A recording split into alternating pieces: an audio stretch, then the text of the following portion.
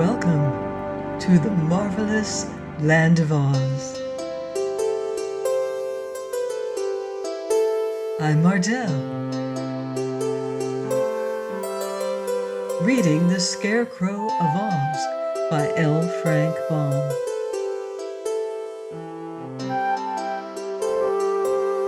Chapter 7. The Bumpy Man. The mountain on which they had alighted was not a barren waste, but had on its sides patches of green grass, some bushes, a few slender trees, and here and there masses of tumbled rocks. The sides of the slopes seemed rather steep, but with care one could climb up or down them with ease and safety. The view from where they now stood showed pleasant valleys and fertile hills lying below the heights. Trot thought she saw some houses of queer shapes scattered about the lower landscape, and there were moving dots that might be people or animals, yet were too far away for her to see them clearly.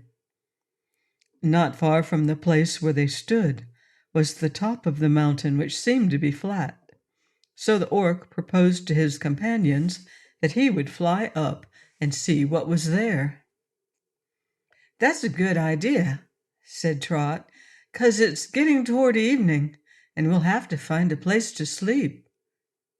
The orc had not been gone more than a few minutes when they saw him appear on the edge of the top which was nearest them. "Come on up," he called.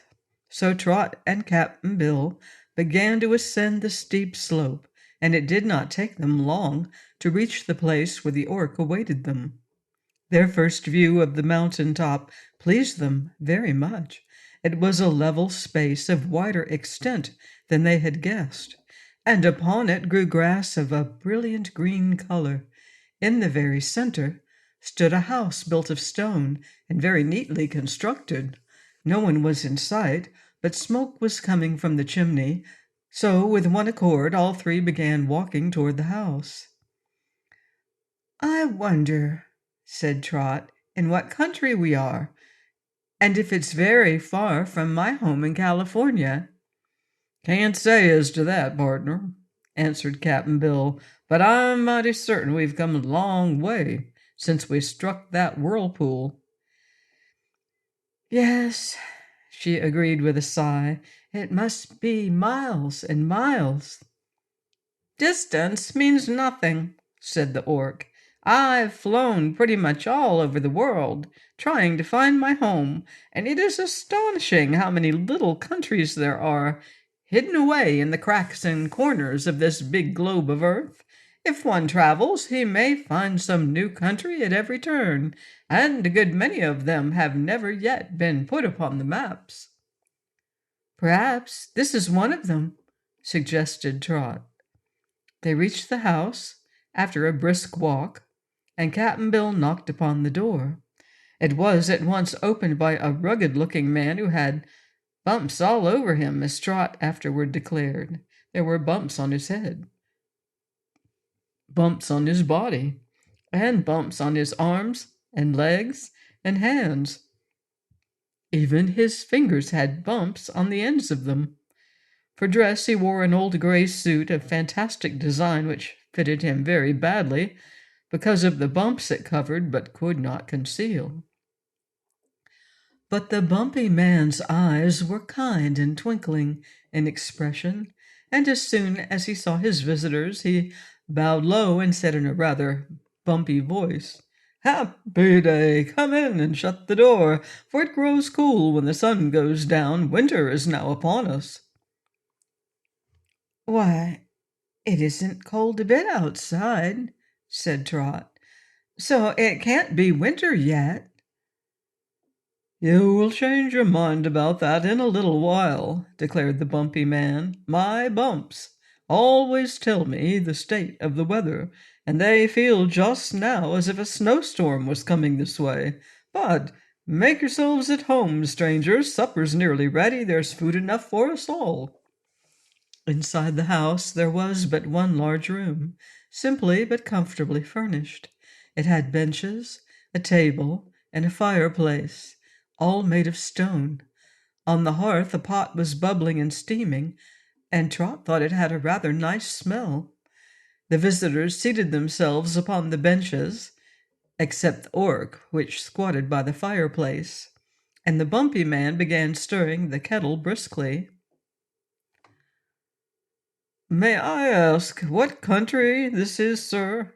inquired Cap'n Bill. "Goodness me! Fruit, cake, and applesauce, don't you know where you are?" asked the Bumpy Man as he stopped stirring and looked at the speaker in surprise. "No," admitted Cap'n Bill, "we've just arrived." "Lost your way?" questioned the Bumpy Man. "Not exactly," said Cap'n Bill. "We didn't have any way to lose."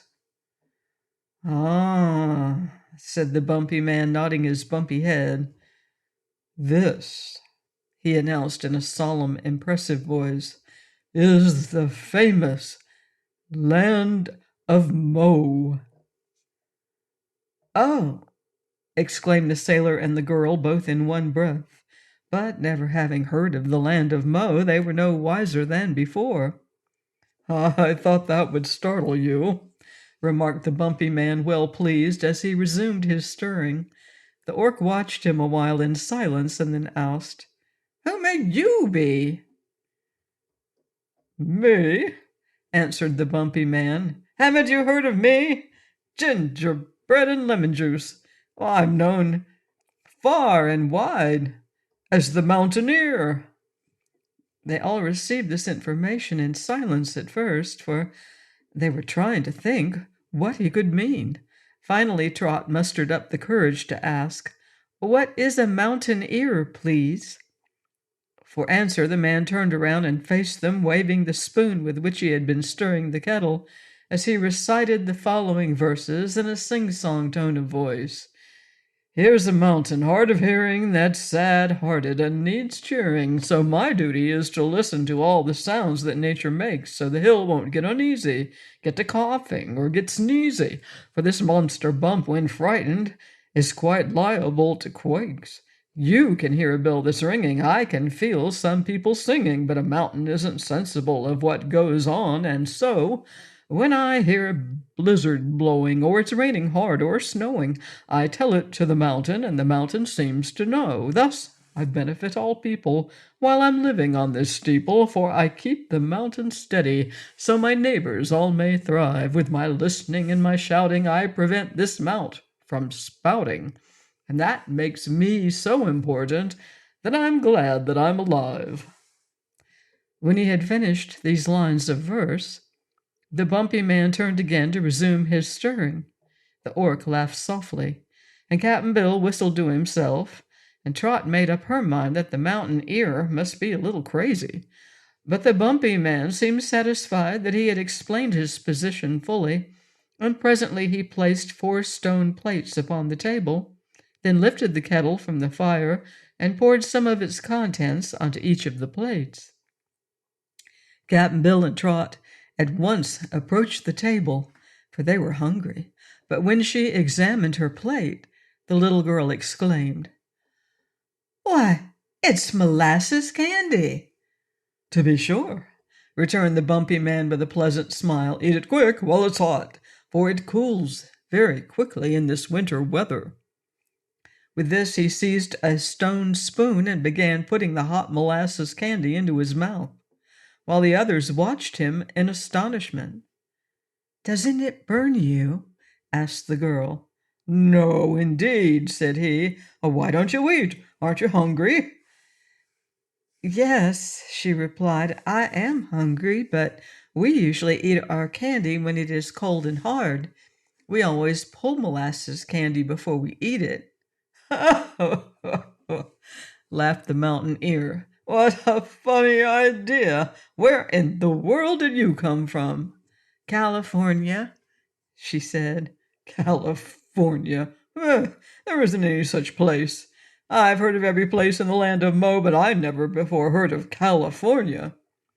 "Well, it isn't in the Land of Mo," she explained. "Then it isn't worth talking about," declared the Bumpy Man, helping himself again from the steaming kettle, for he had been eating all the time he talked. For my part, sighed Cap'n Bill, I'd like a decent square meal once more, just by way of variety. In the last place there was nothing but fruit to eat. Here it's worse, for there's nothing but candy. Molasses candy isn't so bad, said Trot. Mine's nearly cool enough to pull already. Wait a bit, Cap'n, and you can eat it.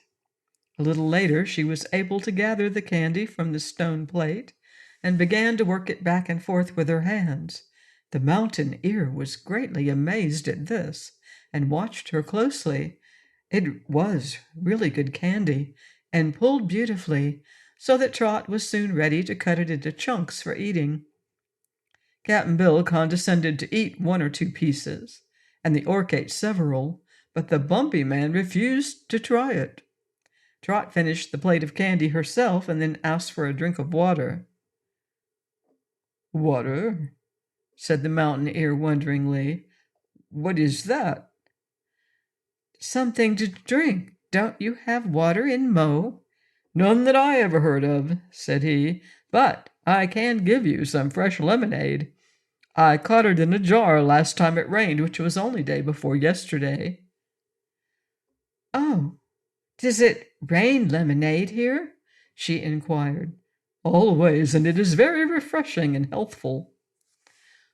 With this he brought from a cupboard a stone jar and a dipper, and the girl found it very nice lemonade indeed. Cap'n Bill liked it too, but the Orc would not touch it.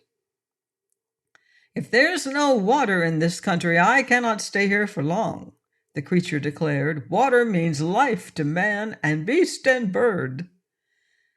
There must be water in lemonade, said Trot. Yes, answered the Orc, I suppose so, but there are other things in it too, and they spoil the good water. The day's adventures had made our wanderers tired, so the Bumpy Man brought them some blankets in which they rolled themselves, and then lay down before the fire, which their host kept alive with fuel all through the night. Trot wakened several times and found the mountain ear always alert and listening intently for the slightest sound. But the little girl could hear no sound at all, except the snores of Cap'n Bill. Please join me next time for more strange adventures with Trot and Cap'n Bill in The Scarecrow of Oz by L. Frank Baum. Goodbye for now. See you in Oz.